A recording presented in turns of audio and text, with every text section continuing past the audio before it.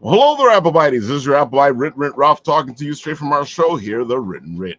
A show where you and I and you get creative, have fun, and geek out. Today we got a plethora of people here hanging out with us, getting ready to go. Paul, Nathan, and our friend, Mock. I like man of culture. That's cool. Man of culture. Man of culture. See, you even get the epic man voice. Man of culture. Was a man of culture. Little did he know he'd be on the Written Writ. Oh my God. Folks, how you been? I'm still recovering from Anime NYC. It feels like it's still going on and we're still there. Nah. Hey, Nah. Were you there all like, 4 days? nah. Were you there all 4 days? Yes, I was. Yeah, I don't hear Nat complaining, Raphael. I think you're just getting old. No. Nat likes Anime NYC completely. Oh, is that it? Yeah. I would have stayed for the after parties if I could. I learned my lesson. No after parties for me. But everybody else keeps leaving me, so I guess I have to go with them. Oh my God. That convention, oof, it was something, you know, as you can tell by the our theme song, our premiere there, that we are just in love with Anime NYC. I tell you, in terms of Artist Alley, it had to be 3 times bigger than New York City Comic Con. Oh, it is. I was totally impressed with that. That was just freaking amazing. I didn't swear, I said freaking. And it performs better than your Comic Con too. Yeah, I think so. Anime NYC's Artist Alley is way bigger than New York Comic Con's, yeah. And it's funny because New York Comic Con has that whole other room for them to be in. You know they're not going to use it. What, the other room? They're all in the other room. They're there. That's that subsection. Honestly, I've been considering trying to go to Anime NYC, but most of the time I just always end up applying there late. So by the time I get around to it, I'm like, oh yeah, that's happening. Yeah, that can happen, especially because all of these. It's funny because you figure you got all this time, but all these cons are constantly moving forward. So you have less time than you think you do. Yeah, I just and it's most annoying because. Go ahead. Sorry. And I'm about to say it's always funny because like when I do get ahead of it, it's always, oh yeah, we're not taking anything at the moment. You gotta wait till later. That sounds about right. That completely sounds about right. Yeah, when you remember, you're like, oh, I'm too early. When you then you're like, then you forget later on. So exactly, it's a trap. It's a conspiracy by Big Con. I feel like you do it on purpose. That way, you can forget, and then they don't have to deal with all the people who want to get in. Exactly.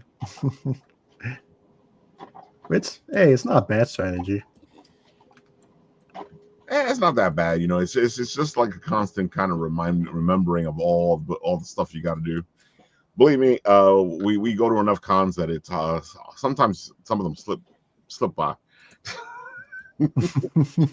Are you going to consider exhibiting, Raphael, at some point at a con? We've done exhibiting, and it doesn't work for Bit and Apple TV.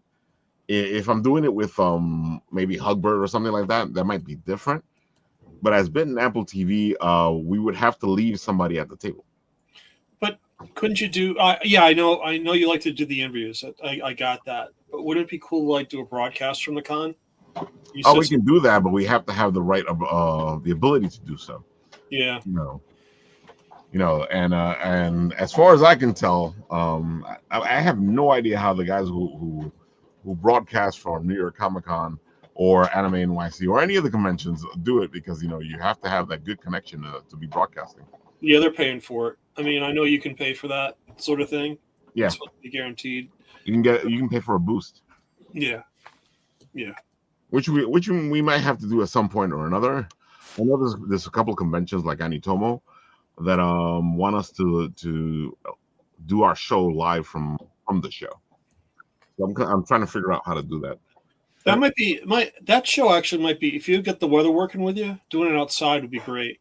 I think you can get like an outside broadcast going, because you're gonna not only get people from the con but also people walking by, which would be really cool. Yeah, but that's always the problem with outside stuff is, unless we have a tent. And even then, because a couple of years back, the wind was the problem. It's always something. Yeah, the wind was the problem. And they ended up having to put them inside. That was for Bix, actually, for the Brooklyn Independent Comic Show. A lot of shows, folks. A lot of shows. We cover a lot of shows. Oh, my God. So, Darky Dark, why don't you tell the people all the good stuff? Give them the spiel. Go for it. Let them know who you are. Yeah. Hey, what's up, everyone? Hero Dark Hero, the hero you don't need but deserve. And I am a manga comic creator, however you want to put it. Basically, I make indie comic manga, however you want to put it. And currently, I have one funding on Kickstarter named Relentlessly Bullied Hero. It's about a young hero who, about 2 years from the current storyline, he almost died in an incident, but is saved by a villain. Well, of course, her being a villain, it did not come for free. So now he's stuck in a bonding deal with the villain, and he can't get rid of her no matter how hard he tries. So as he dealing with all the classical hero stuff, from taking on villains to dealing with corrupt hero, so he's still making his life just a little bit harder. Interrupting some of his duties or just making fun of them. So it's a fun action superhero shonen. If you like stuff like My Hero Academia or One Punch Man, it'll probably be a series you enjoy. I gotta say, I got a chance to read through some of it, because I think you sent it to me, and it does look really interesting. I like the concept. I like the story, and this idea of the villain kind of messing with the hero is really interesting. Yeah, I'd really like to check it out. Sounds like a great thing.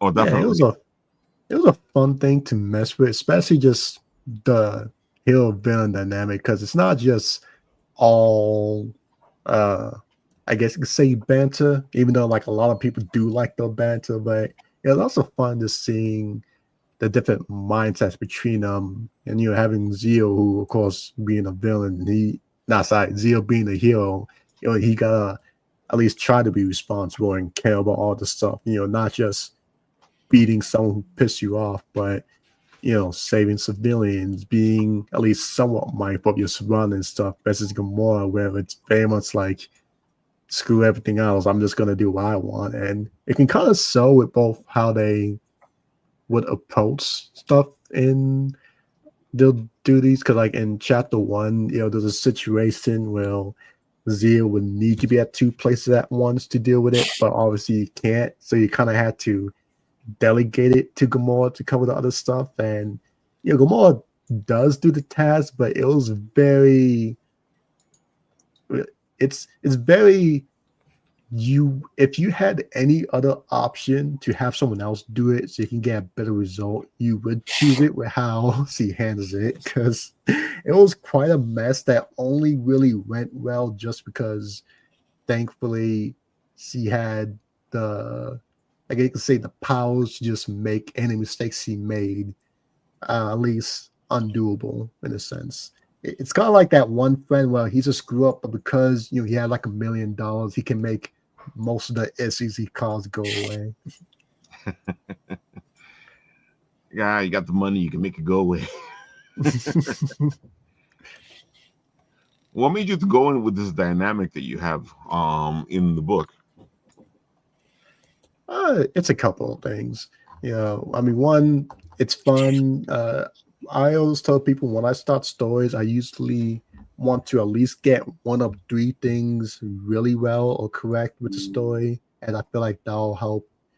I guess you could say keep people coming back for more, and that's usually either the setting of the whole story is like interesting, the plot is engaging enough because there's enough plot things that happen that are effective, or the characters and the interactions are enough to get people coming back for more.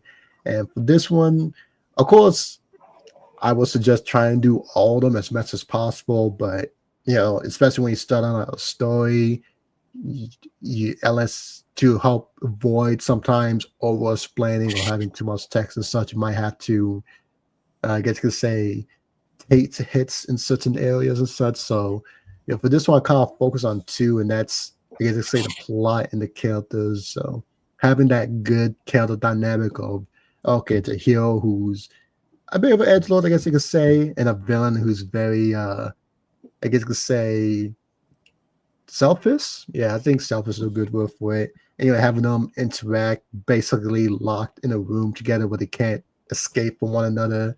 That'll be fun. And it also helps as I mentioned before, the main hero, he's a little bit of an edgelord, and those characters can work. The only issue that sometimes if they don't have anyone else to bounce a personality off of, they can come out as one note, or they can, really drag stories. So having someone who's more, I guess you could say, emotive, who can easily push him to show more emotion, show more sides of him, and kind of keep the tone of the story from going too gritty dark is great and everything. So that, and I thought it would make like an interesting premise along with everything else. As a lot of people, when I talk to a lot of people about superhero genre and such, they often mention how sometimes for some stories, the main character won't be interesting, and so I don't want to say they say that the villain is right, but they end up being way too invested in the villains compared to the hero. So yeah, toss in some interesting mystery and stuff for the hero from the start so that more people can easily feel more engaged with the hero. Well, okay, they're reading the story because they want to see the main character's journey for the main character, not just for everyone else except the main character. Makes sense. And I always like a villain that has multiple layers, especially if one that's just in it for the mischief. And yours feels like they're just in it for the mischief. Oh yeah, for sure. It's always been said in the story, but at least from the sound of it, it sounds like the main reason that made her turn to villainy, or villains, or yeah, I think villainy is the word for it.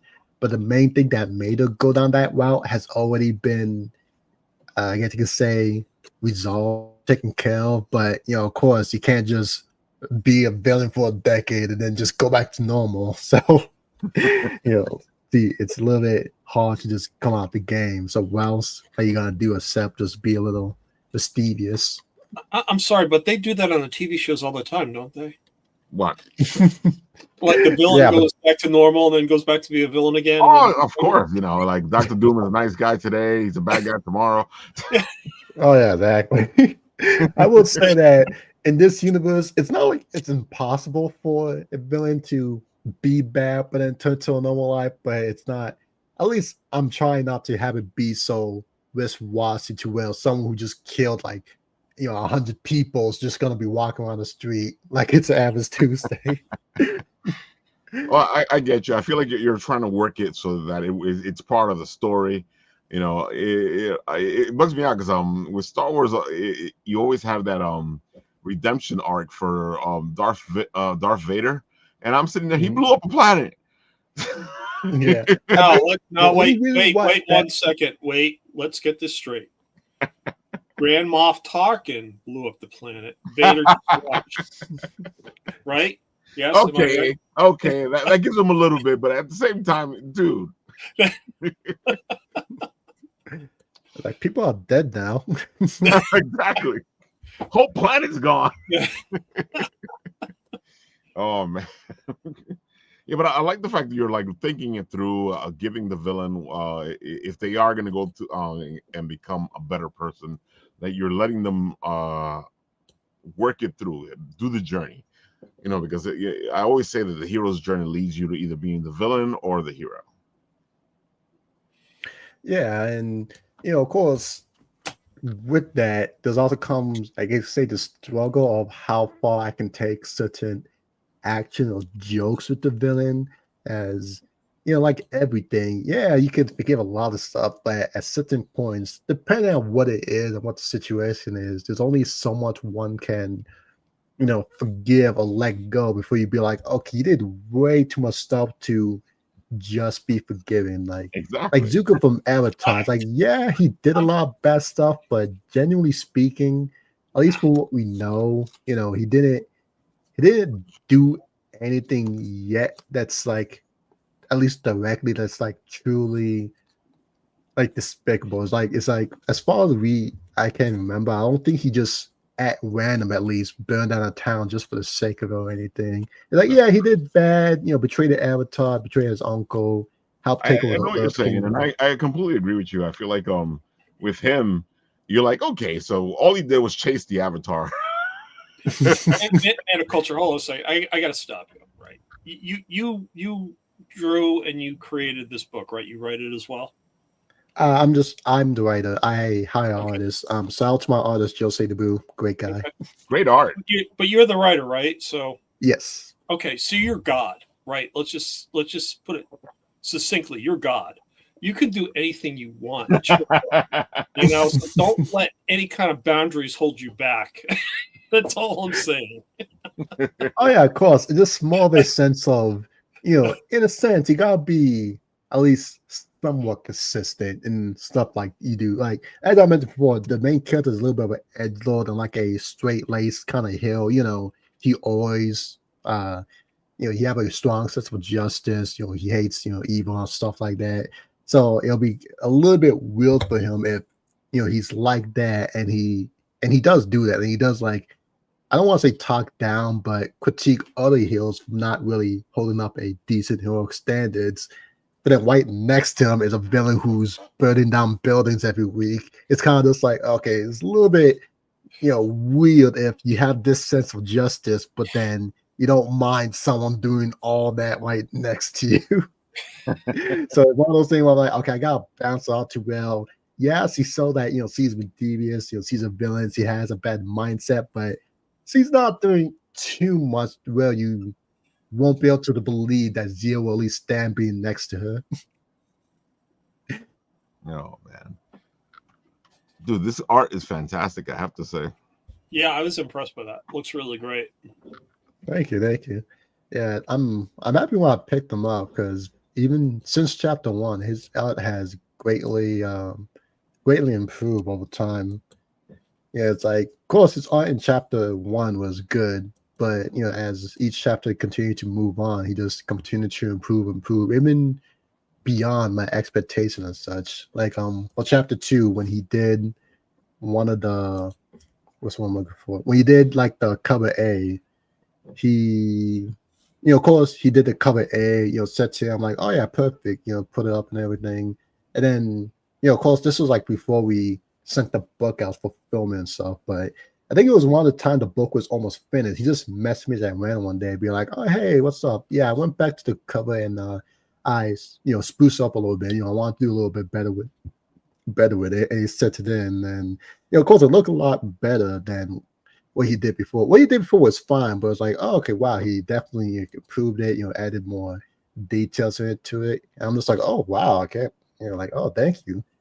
So it's like, okay, he even has a little bit of a passion and I guess you could say self-investment in making sure that he gets out good art for this project, which is nice since for the most part the project is headed by me. Like I control the story, I basically do all the writing for it and such, and he's mostly relegated to art. He does do some of the character designs, mostly for like side characters or like characters of like low, at least importance in the chapter. Not the chapter, yeah, low importance in the chapter or the story at the moment. The characters was like, yeah, I don't feel like going through making a design for this character. I just have a general outline of what they are or what they're supposed to be, but yeah, I'm not going through the process of going through the character maker for them. So I was like, oh yeah, whatever you want to do for them, just go ahead. I'll probably, generally speaking, what's the word I'm looking for? Oh yeah, look over it, review it to see, oh yeah, maybe try doing this and that. But yeah, outside of that, I kind of just don't care. It's kind of funny because it leads to this one. Honestly, considering how the story is, it's not even like gonna be that big of a deal. But there's this reporter character, and in chapter 2, she have kind of a shorter hair look to her. Like, I don't want to say real short, but like, yeah, pretty short hair, look to her. But in chapter 3, she makes her appearance again, and she now has longer hair, and she looks a lot more depth. I guess you can say she looks more Lois Lane type of beautiful, compared to the first version that looks more like that My Adventure with Superman type of Lois Lane look. And of course, reviewing it over, I'm just like, oh yeah, two designs are different. And he was just like, oh yeah, I wanted to just upgrade her design because that was one of the design why I just let him take over for. It's like, oh yeah, I just wanted to do something different in the design. If you want, I can just go back to chapter 2 and just upgrade the design to the new one. But I'm like, nah, honestly, I don't think it matters. Worst case, that I'll just say canonically she just grew out her hair, or blah blah blah, something grew out her hair, because it's not that dramatically different. It's just I know one thing, unless they're totally geeks or nerds, which tons of them, there's tons of them out there, and they do it all the time. The regular person is going to be like, what are you talking about? The geek and the nerd, they're gonna be like, well, in issue 1 she had the short hair, and then in issue 3 she had the longer hair, so I don't understand. Exactly. And I always, I guess you'd say, came up with the excuse for it as basically just gonna be makeup and I don't know, it's a world with superpowers, and it's not like the superpowers are like that. It's like, yes, they're not like common place, I but had they're not a friend who had long hair, and she make it look like she has short hair. Exactly. So it is possible. Yeah, and plus, time does like move forward in the series. It's not directly stated how much time goes by, but considering the fact that often by the end of a chapter, the main character is decently beat up, but then by the start of the next chapter, he's okay. It's kind of like, oh, okay, you can kind of take, I guess you could say, a bit of a headcanon that days, if not weeks, pass between each chapter. Well, I always call it comic book time, so. Well, the way I look at it, I think this is really, Marvel set the standard for this, because I remember, as a kid reading Star Wars, right? And Luke had that really cool, like leather jacket, and he wore it for like 60 issues. I'm saying to myself, man, when the heck did you wash this thing last? Oh man. It's like Scooby-Doo and Shaggy and the gang. They all wear the same clothes every episode. Same clothes. That ascot, man, I tell you, man, that's got to really rank. Speaking of clothes, this hoodie looks fantastic. Oh yeah, no, that's good. Well, first of all, great thing, it's made in America, so no cheap Chinese import stuff. That was kind of my thing when I was printing it out. I know that even when it comes to like printing the books and stuff, yeah, I was kind of just like, yeah, I want a American company, if not American, at least a very Western company, because I don't want to rely on just because it's cheaper. I'm just gonna do it because, well, it's one of those things where it's like it just doesn't feel right to me, and yeah, I guess with some recent things, they probably paid off for the better, but yeah. So thankfully, I had a friend who actually found a website that connects you to companies that they can do stuff like clothing and such, but thankfully found that they did have an option to do custom hoodies. And the second I saw that, I found that out, I'm like, please see if you can basically remake the hoodie of the main character here. And thankfully they did. I already got a test product of it. It looks great. I wore it at the last con I was at last weekend. Cool. People liked it. And yeah, That's it a good looks price, basically too. Oh yeah, no, it looks basically just like the main character zone. Like it's like it gets, I guess you say 90% of it right. Of course, you can't get 100% right for a couple of reasons. Of course, one, being realistic with design and such, and two, technically speaking, the hoodie the main character wear isn't I guess you could say a real hoodie. It's kind of like a combination of his powers, his Right. shadow powers that you can construct clothing. So some things doesn't can't, because like in some artwork of him, you'll find that his hoodie does have like a zipper to it, but like 90% of the time, especially in the manga, it's gone. And that because it's a hoodie, so I can easily mold it over and stuff like that, but it does exist. So that's how things go. I gotcha. But it looks good, and people always like to have, especially the stuff they like. They like to wear stuff like the hero in their comic. Oh yeah, for sure. Yeah, that's why the second I saw him, like, I'll be my next campaign item, and I'm sure people will love it. Which, yeah, so far I think at least like 3 or 4 people have ordered it. But yeah, I think it's 3 or 4. It was one of those numbers. And of course, I'm gonna keep on selling it, as that's gonna just be a fun trademark thing. And I think what I like about it is that it kind of serves like two purposes. Like one, it's cool merch and such, but two, it's subtle enough that people can easily wear out in public without it directly just being overtly, selling out what they watch. If you get what I mean. I get what you're saying. Yeah, because I did saw a post about this on Twitter yesterday that I always keep in mind, and it's people mentioning how sometimes they want to wear the merch of like shows they watch outside, but the only issue that the merch is often like just the giant image of the character there. And I kind of get what they mean by it, as it's one of those things where sometimes you don't want just to have this huge image on your chest. You want something different. You want something more fun. Yeah, especially if you're gonna end up being around, I guess you could say, your more normie friends. Well, sometimes I don't care. But I want something different. Yeah, they can look at your shirt and be jealous. Yeah, but like sometimes you want something that doesn't make you look like I guess you could say makes you at least look slightly, I guess you could say, mature or like normal and such. Like I have a computer laptop stuff, but the bag, it's you guys know Zelda, Legend of Zelda. Yeah, I love Zelda. Yeah, so basically I have a computer bag, which ironically I saw at like a con and such. So people have it, but yeah, I have this computer bag, and it has the Legend of Zelda stuff on it. But just the symbol on it, I'm just like, oh yeah, that's perfect. It's nice. It's fairly regular at most, just the symbol, and it doesn't. I can wear around even at work, and like no one questions it, and it's like, okay, yeah, just a regular bag. Oh yeah, it's a symbol on it. Okay, so what? Is that I can be a little bit fashionable, but it's not so much that it disrupts a professional environment. And you're talking to a guy who wears Captain America Hawaiian shirts, Coca-Cola Hawaiian shirts. So I don't know. No, that's awesome. I like that shit.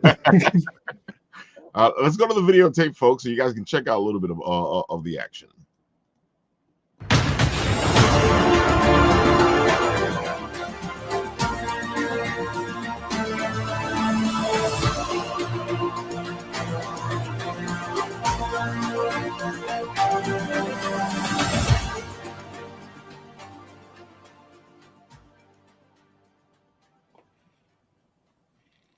You just gave him a tease, didn't you? It's like, let's tease it, man.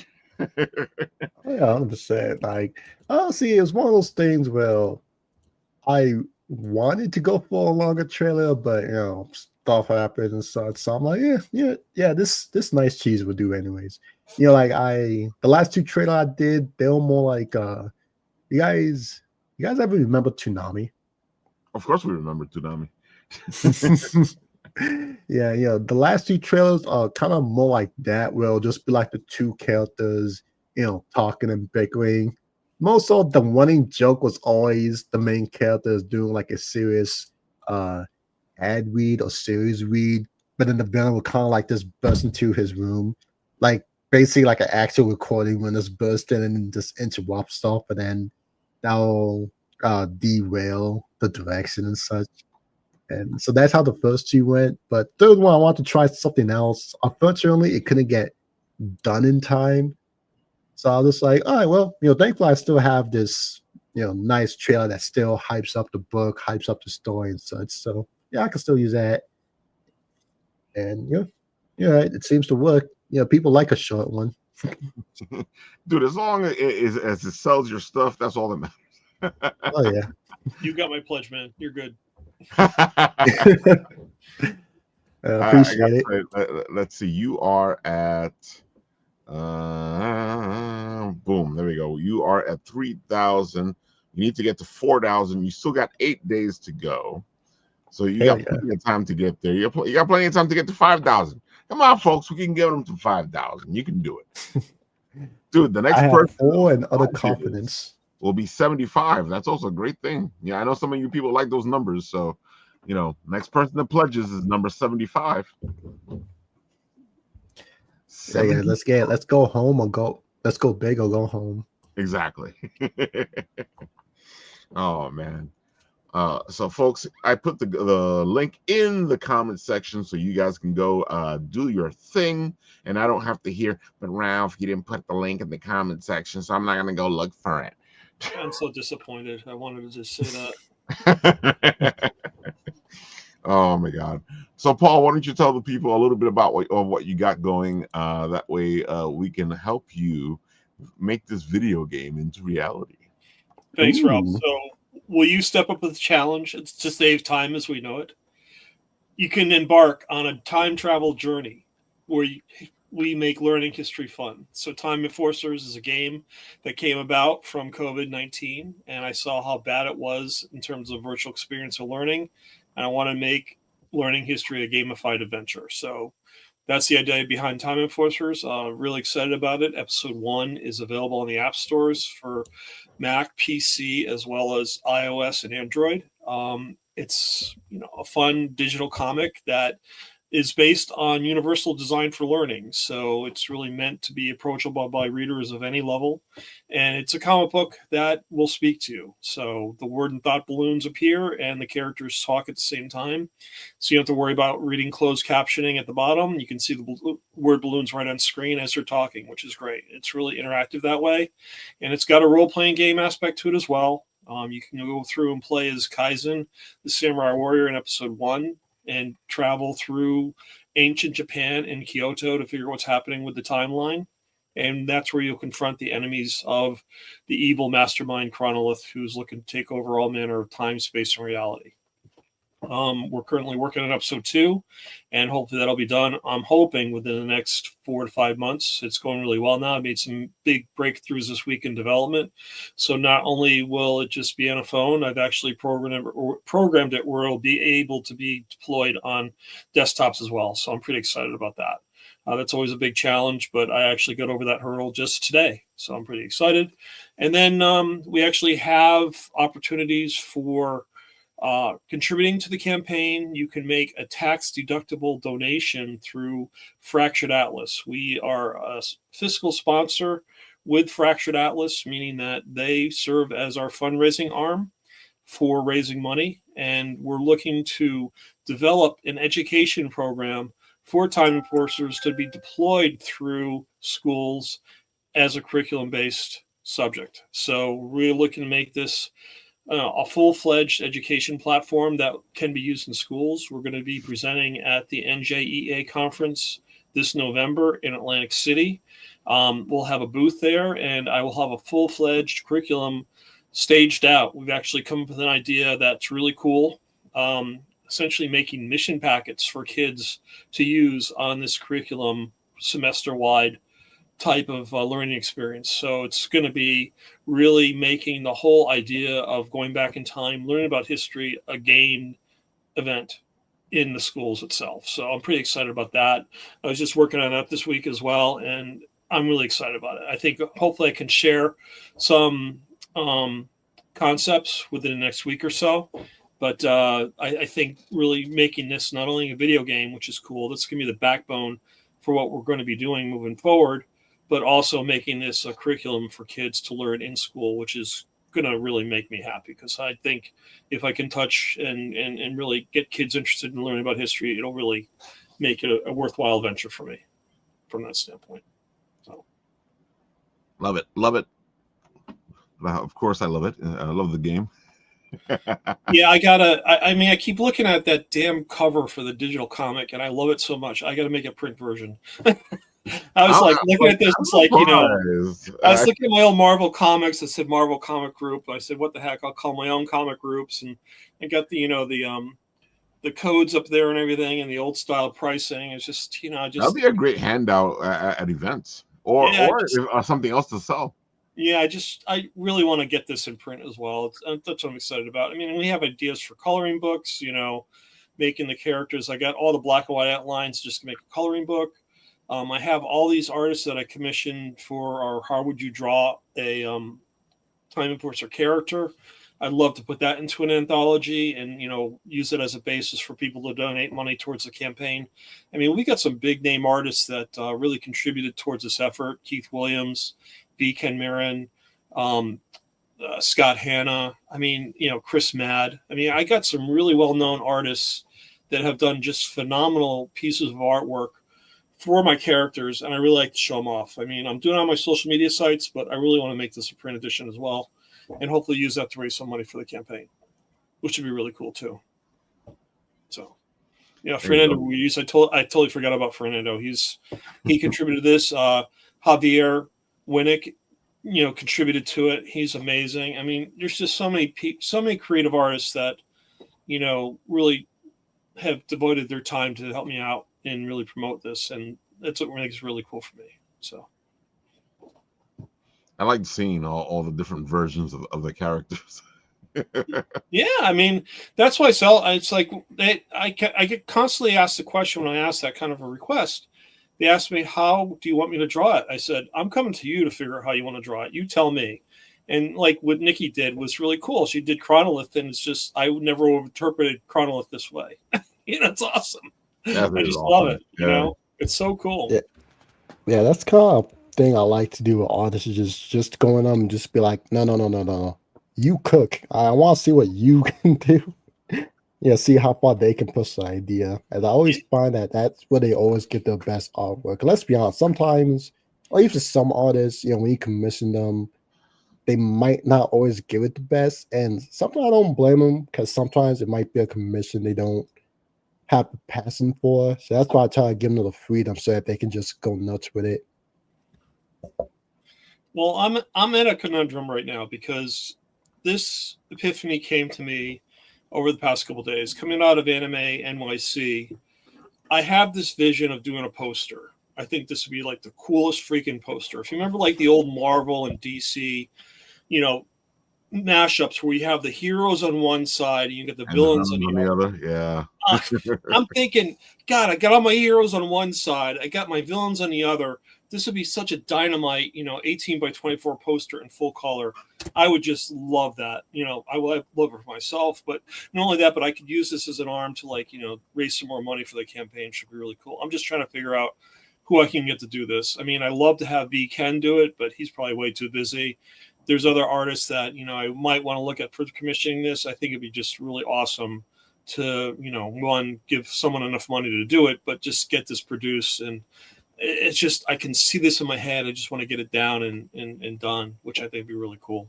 So if you want to do it in the vein of what you're doing right now, you can have different artists do a different character on the poster.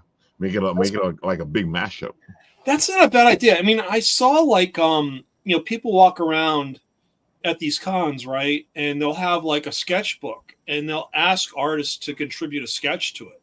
And by the time they're done, they have this book of like 30 different sketches of different people doing their art, which is phenomenal. It's not a bad idea, Raphael. Maybe have like multiple artists work on it. It might be kind of cool. Yeah, and that way, you instead of just picking one person to do the whole thing, each person contributes their piece. And then it'll probably be a little bit easier for you. That way you don't have one guy doing everything. Yeah, it's not a bad idea. That's a really great idea. And it also gives you a chance to get all the people that you want working on it. Yeah. Yeah, that's so Ken can probably do one piece. If you want Mad, then Mad can do one piece. No, just the way I look at it, it's just I look at what Shadow did for our statue with Kaizen, and he's working on another commission now for Nick of Time. And but just having input from different artists is probably a great idea. I really got to consider this. This is something I didn't think about. A nice really mashup. Cool. Yeah, it'd be a mashup, But I got like all the characters and their weapons set up. I mean, Amelia is going to have essentially like a bolo contraption. They're going to be, the chocks that they use for the airplane wheels. And that'll be like a bola. We got Nick of Time, who's got this gumshoe debilitator, which is a magnifying glass, right, that spits out blobs of bubble gum. I got Kaizen, of course, with his sword. Benjamin Banneker, who is the African American from the revolutionary times, he's going to have like these atomic clocks coming out of his hand that are going to like transmit like energy rays. And then Togo, I think he's probably going to bark. I think Togo's going to have like a bark power, if I think about it, because he's husky and they bark all the time, and it could be kind of cool. So like maybe like almost like was it his name from the X-Men, Banshee, right? He used his voice to blow people away. Maybe that's going to be the power for Togo. I think that could be kind of cool. So a nice big bark. Roar! Yeah, rough. I got a dog that I can use that perfectly for. She barks all the time, so it's awesome. It'd be great. But yeah, just speaking of episode 2 really quick, just to whet some appetites, we actually are going to be introducing Amelia and her airplane, and it's going to be a Galaga experience, which I'm pretty excited about. That's looking really hot right now. I've got that pretty much 90% done. We're going to be introducing Togo. Like I said, he's the dog that ran the serum run in 1925 for the kids who had diphtheria in Nome, Alaska. He was the main sled dog that really did the crux of the whole journey to get the medicine to the kids in time. And then the last character we have is Detective Nick of Time. He's actually inspired by the detectives from the 1930s and 40s, like the C.M. Spades and the Philip Marlowes and Johnny Dollar. And he's going to be actually created in grayscale and voice acted by our own Rafael Tavares. So I'm pretty excited about that. And there's Nick. Yeah, he looks really cool. He's going to be in grayscale. Anything he touches will turn to grayscale. So if it's color, it'll go to grayscale. If he drops it, it'll turn back to color. So it's kind of really cool. And then, like I said, he's got the gumshoe debilitator that is a magnifying glass that spits out blobs of bubble gum to incapacitate enemies in their tracks. So kind of cool. I'm having way too much fun with this. I wish I thought of this idea about 40 years ago. But at the same time, I can see some kid wanting the gumshoe debilitator. Oh yeah, man! What parent wouldn't like that? Bubble gum like all over the furniture. We don't give them bubble gum. We'll give them something else to use. Maybe bubbles. Yeah, make bubbles. Yeah, you can always do that too. It works, because if it's a magnifying glass, bubbles will be perfect. Look, Mom, it's a magnifying glass. No, it's not. How come this one uses bubbles instead of bubble gum? You know that's what you're gonna get. You know that's exactly what you're gonna get. You're gonna be like, what? Yeah.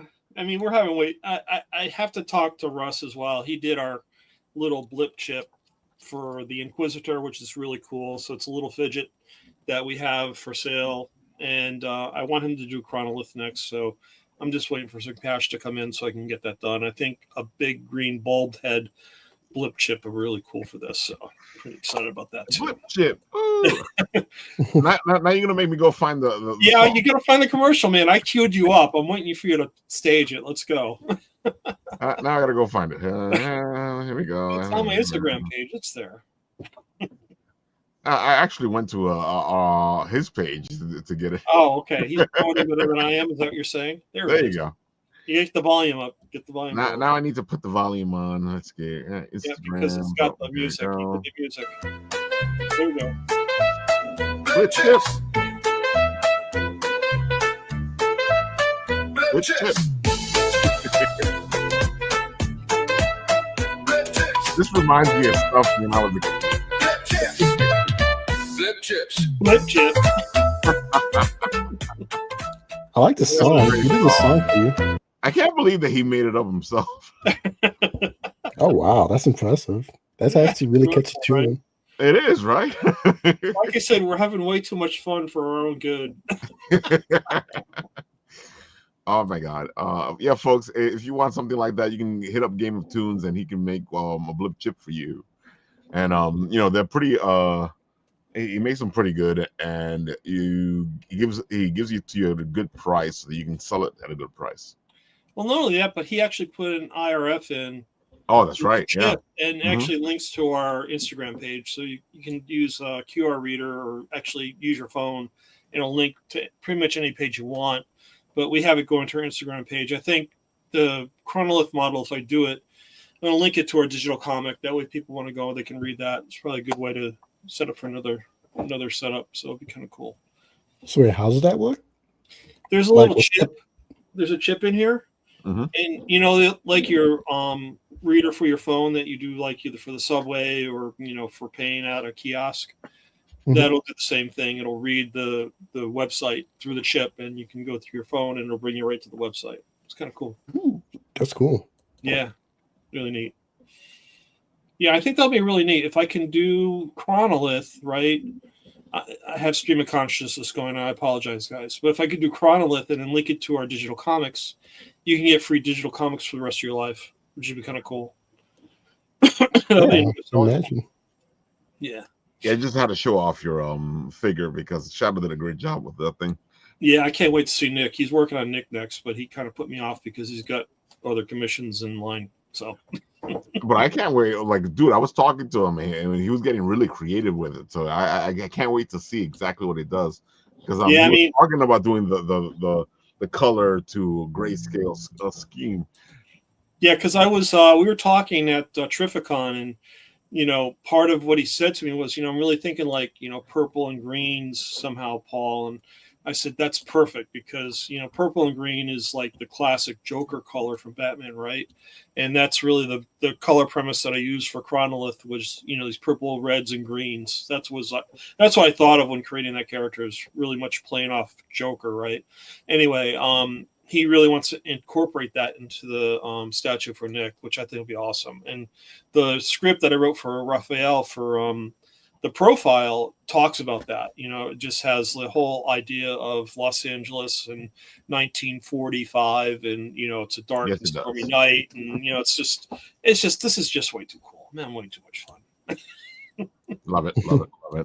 Yeah. As you can see, folks. Yeah, oh my God. You can see, metaculture. I just geek out. I don't care. I enjoy it. It's all we want to see how much he can geek out. I'll show you how much he can geek out. Hold on. It's always interesting to see what he can find out. There and All right. What are you gonna do to embarrass me now? What? library right here in Morristown, New Jersey. Oh God! I'm excited to tell you all about an education platform that will revolutionize the edtech industry. Time Enforcers. Our story begins with a video game adventure that combines comic book style storytelling and arcade style role playing action that makes learning history fun. How cool is that? The concept for this game is an idea that came about during the COVID-19 pandemic. Instead of making virtual learning a chore, Time Enforcers is built to gamify learning, featuring the exploits of people from the past and the cultures in which they lived. Utilizing universal design for learning, Time Enforcers promotes critical thinking, literacy, and above all, active learning. One of our goals is to make Time Enforcers a classroom-based experience that will transform the learning of history and social sciences for students. In our first episode of our adventure, temporal disruptions are occurring across multiple eras in history. The Galactic Space-Time Consortium, watchful guardians of our timeline, have called the Time Enforcer Agent Corps to identify the causes of these disturbances. I thought it would be great if you could hear from one of the founders of the Galactic Space-Time Consortium, himself, Professor C.T. Haugens, Director of Temporal Dynamics, to see how things are developing at this time. C.T., are you there? Blast it, Paul. Couldn't you have picked a better time to drop in? It's total chaos here. The outer defenses of the GSTC headquarters have been breached. Time portals are destabilizing. The archives are under siege. The very timeline itself is at risk of collapse. We need to call in every recruit we can to the GSTC to help out. I can't speak now. I have to go. Nick, Amelia, HG, Ben, shore up those outer defenses. Stat! Friends, this is not good. This is not good at all. The Galactic Space-Time Consortium is under attack, and the Time Enforcers need your help. Join the mission today. You can download Episode 1 from your favorite app store and play it on your iOS or Android device, or load it on your PC or Mac desktop. Not sure where to download it? Head to timeenforcers.com/get. Thanks for watching, and hang in there, gang. We can defeat this enemy if it takes every Time Enforcer to do it.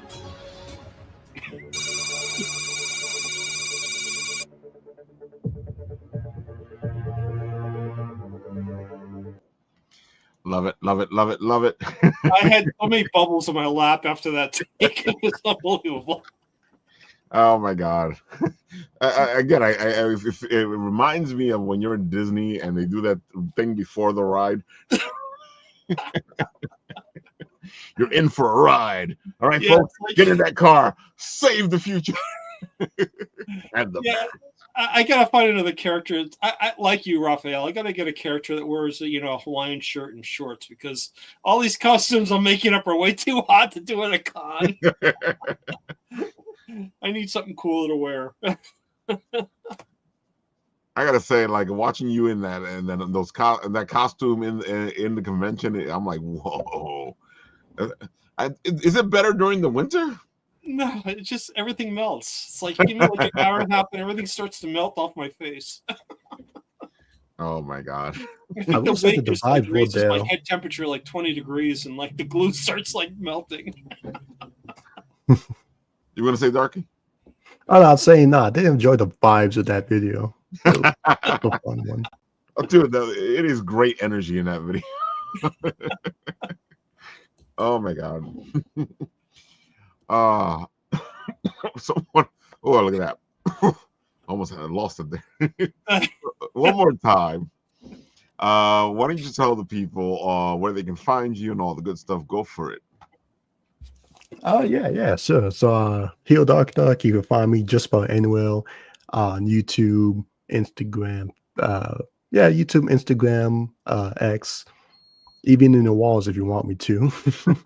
Thankfully, Heel Dark Duck is my universal name, so you can find me anywhere. And check out my manga comic, Relentlessly Bullied Hero.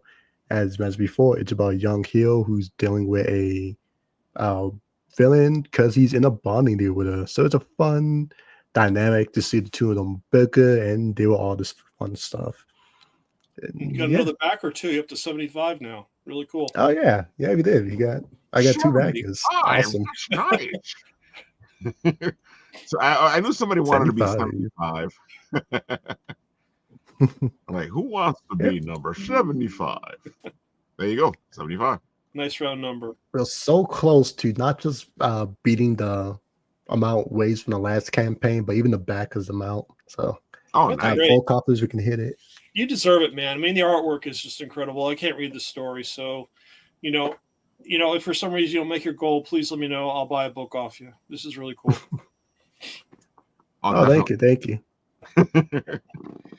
Yeah, folks, you want to check this thing out. It is right up your alleys. It's a lot of fun, especially that first issue. I like myself some mischievous villains, and this villain is mischievous. Yeah, no, see, Gamora is definitely a very fan favorite character for the series. I can see why. Some for obvious reasons, others for I'm not even talking about the obvious reasons. It's Be just careful, the Raphael. mischief. You're going to get yourself in trouble. It's Stop. just the mischief.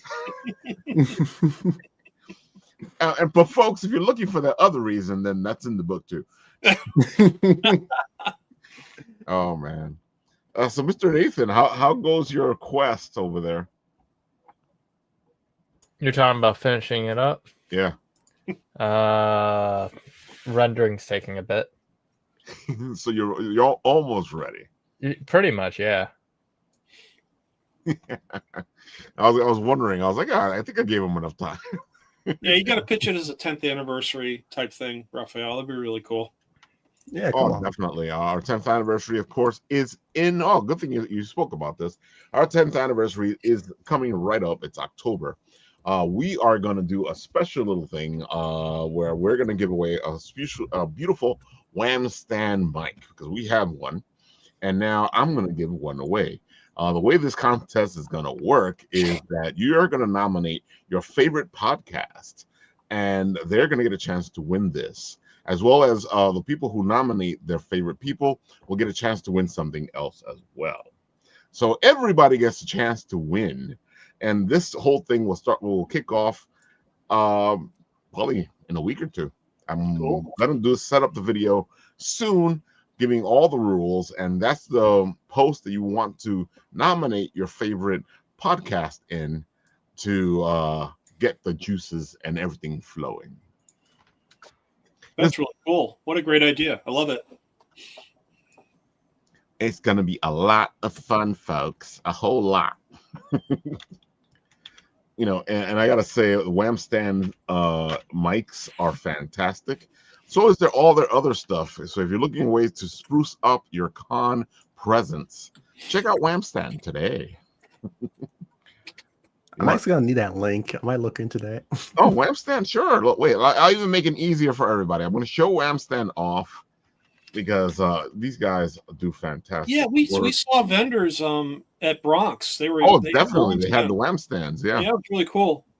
They're really slick looking, I tell you. All right, let's see. Here we go. Show you guys some Wham Stand. Here is the Whamblem. That of course, you can get your own Whamblem. It doesn't have to be the Marvel logo. It can be your logo that stands at the bottom of the stand. Do I have my stand over here? Oh, yes, I do. There we go. I might do that for my mission briefings for the curriculum for the show. That's awesome. Oh, dude, yeah, I like these things because it actually makes your con table stand out. It makes it look different. Even when other people have the Wham stands, this just it pops. And the good thing about the Whamblems is that you can switch them out into whatever you want. If I want to be Wham stand, I can be Wham stand. If I want to be Bitten Apple, I can be Bitten Apple. And of course, look at this beautiful book holder. This is how you hold the book. And of course, they have a bunch of other things that you can actually use to show off your stuff. Let's see what we have here on the Instagram. You don't by chance have a link. This thing looks fantastic. It's a new piece that he put up today. I think today. I like this sign with all the directions. Let's see. Look at this. Beautiful, right? Now it picks up your books and people can see them. I like that. Yeah, can you imagine this? This makes your table really stand out, and it picks up your books instead of having them laying flat on the table. you can have them up and where people can see them and showing them off. Look at that. Yeah, I like that you can do more than one. This actually stacks a couple. It's really cool. Definitely. Yeah. And he has so many different things. Like he has his own what do you call it? Turntable? No, magazine rack, where you can spin it all around and show off multiple books. And they can spin it. They can be like, which book do I want? Yeah, folks. These guys do amazing work, and I just love what they do. Let me see if I can find the one of their turntables. He posts a lot, but it's all good stuff, folks. Look at all these beautiful emblems. I just like the fact that you can put whatever logo you want, and it's not too expensive to actually get your logo going. And of course, it gives you all the things you can do. Let's see. Man, he's been busy. See? This is just too much fun. Folks. Can you see why I'm so excited? And then he has simple ones. Ooh, went the wrong way there. Well, you get the feeling. You get the idea. He has a lot of great stuff. And it makes the con table really good. Nat says that it should be in my email. Oh, you were going to say, Doc? Nothing. I'm good. Oh, no, go ahead, because I'm supposed to go look for something. Okay, no, I'm just saying that's awesome. Dude, it is. It's really awesome. I'll put the link into the private chat. That way you can go check it out. And I'll put it into the regular thing for all you guys who are looking for something for your tables or for your house, because I like the fact that you can show off your stuff in your house. It's the fun part. All right, let's see. I put it into the private chat. Now it's time to put it into the comments. If this thing works with me. All right. You guys need to talk to yourselves for a minute while I go find what Nat sent me. All right, Paul, you're in charge. So I want to ask you, Metaculture, how many issues do you have planned out for your Relentlessly Bullied Hero book? Honestly, the number changes every day because I want to try to keep the series concise so that, it makes it so that there's a better chance that I can actually finish the series. Because, that's the bane of most indie projects is, oh yeah, they go along a little bit, but then, they have to stop making them. And often that can be because of two things, either, funds or passing gone, or, situation change for people. And often, well, it's not always the cause, a link to them all can often just be, time. No one's ever truly in the same place forever. So as time move on, people hit new things, find new opportunities and such. So I'm trying to keep mines at least consistent, since of course I had to hire an artist for this, and I don't expect my artist to be stuck on this project for 20, 30 years unless there's I guess you could say a giant payday for them. Oh yeah, I mean it's a ton of work just from what you've shown. It's really incredible. Yeah, it's really Yes, cool. that's why I'm trying to keep it to see if I can get the series done in about a decade. Granted, you never know how things gonna be. If it ends up having to take 12, 13, 14 years, all right, so be it. Worst case scenario, I'll just have to find a replacement artist, if something happens, which it'll suck, but I think most people will understand. But it'll be what it is. But it's one of those things where it's just you just gotta decide, okay, how many arcs do I actually want or need versus the one I just wanted to sub in there. So the number changes, but at the moment, So far we're doing the campaign for chapter 3. Generally speaking, I want the volumes to contain 4 to 5 chapters. Sure. So if you're taking everything as okay, every volume is like 4 to 5 chapters, then I can see the series going like 7 to 10 volumes. So, there's work to go. We're still in very much the infant stage of the story, but I have confidence that we can So probably reach it. you pull together as an anthology then once you get 5 done. Is that what you're looking to do? Yeah, basically. Cool. That sounds awesome. I don't think many people will mind. I know these days, you don't stay with the same creative team through a whole series anymore.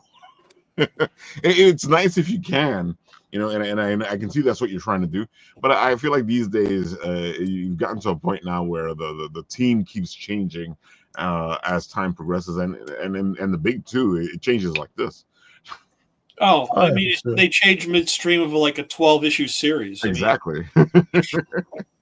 Yeah, I mean, the artist got tired, so we got to find someone else, take up the reins and get it done. It's like, okay. Oh, definitely. Yeah. Though I am still trying to go with it because that's kind of like, because my thing is very, very manga inspired, and in manga, it basically lives and dies with the artists. I mean, definitely. granted, there are like some few I could say exceptions or scenario where the story was a writer and artist team up, and for one reason or another they broke up and one just took the reins from there. But generally speaking, it's kind of just these two stay on the story either till they're canceled or what. So that's why I'm trying to keep it see if I can keep that consistent thing. But as I mentioned, thankfully it's indie. People understand if something happens, well, it happens. I'll just have to make the show go on. But I'll do my best to make sure I can be as consistent as possible. Love it. Love what you're doing. Folks, check them out. It's in the comment section.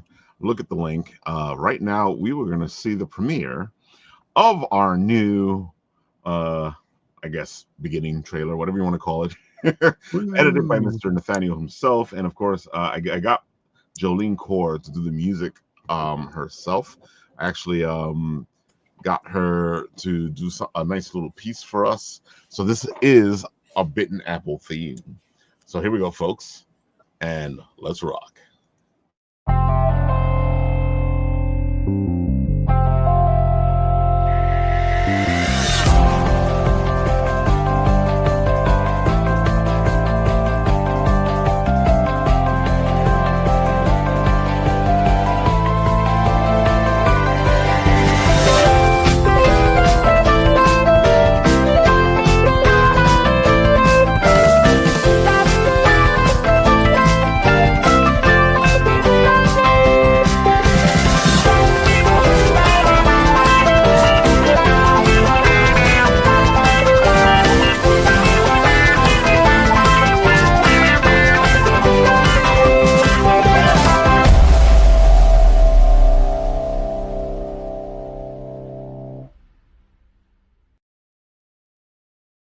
The drama.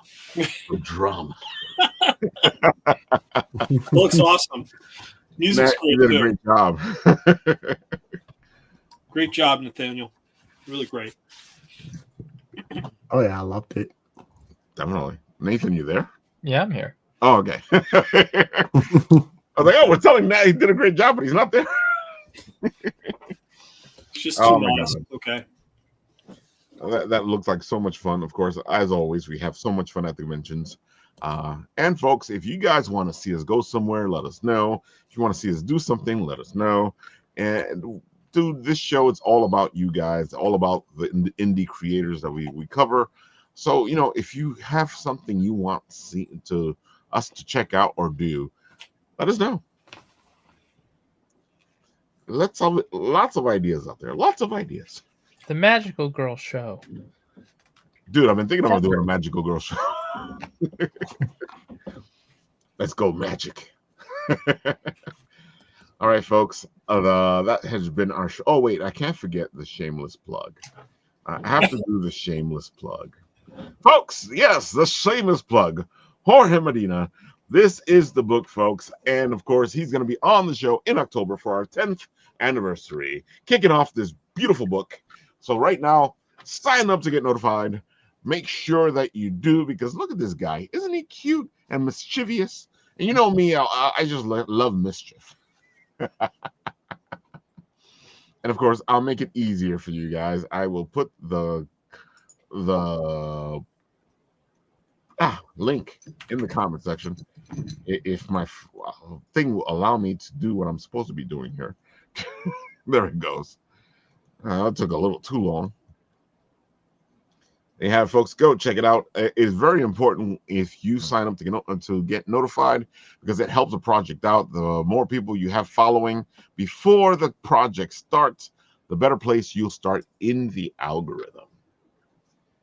I hope you've loved the show and all the beautiful stuff that we brought to you with our friend Hero and Paul and Nathan doing his beautiful new beginning for Bit and Apple TV. 10 years, folks. 10 years. You know what? We're going to go out with the new intro, outro. Oh, we're going to say it twice?